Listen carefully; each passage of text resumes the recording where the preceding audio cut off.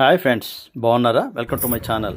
మిద్దె తోటలో మనకి చిన్న కుండీలు కాబట్టి మొక్కలు మొగ్గలు వచ్చినప్పుడు, అలాగే పువ్వులు, అలాగే కాయలు అవుతున్నప్పుడు మనం ఈ విధంగా మట్టిని ఒక 2-3 ఇంచెస్ ఇలా తీసుకుంటూ దాన్ని మనం ప్రత్యామ్నాయంగా మళ్ళీ మంచి ఎరువుతో కలిపి మట్టిని మనం వేసుకో ఇలా ఒక లేయర్ లాగా మనం తీసుకుంటే ఆ మట్టిలో మనం మంచి మట్టిని మనం వేసుకుంటాం.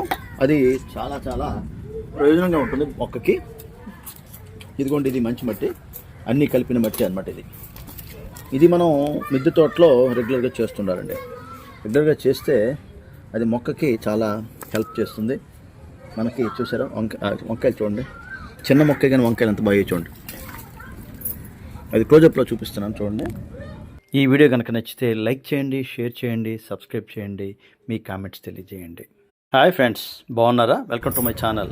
మిద్దె తోటలో మనకి చిన్న కుండీలు కాబట్టి మొగ్గలు వచ్చినప్పుడు, అలాగే పువ్వులు, అలాగే కాయలు అవుతున్నప్పుడు మనం ఈ విధంగా మట్టిని ఒక 2-3 ఇంచెస్ ఇలా తీసుకుంటూ దాన్ని మనం ప్రత్యామ్నాయంగా మళ్ళీ మంచి ఎరువుతో కలిపి మట్టిని మనం వేసుకో ఇలా ఒక లేయర్ లాగా మనం తీసుకుంటే ఆ మట్టిలో మనం మంచి మట్టిని మనం వేసుకుంటాం.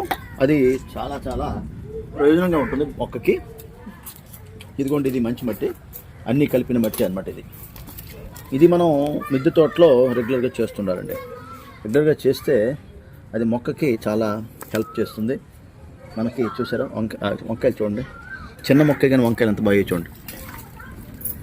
అది క్లోజప్లో చూపిస్తున్నాను చూడండి. ఈ వీడియో కనుక నచ్చితే లైక్ చేయండి, షేర్ చేయండి, సబ్స్క్రైబ్ చేయండి, మీ కామెంట్స్ తెలియజేయండి.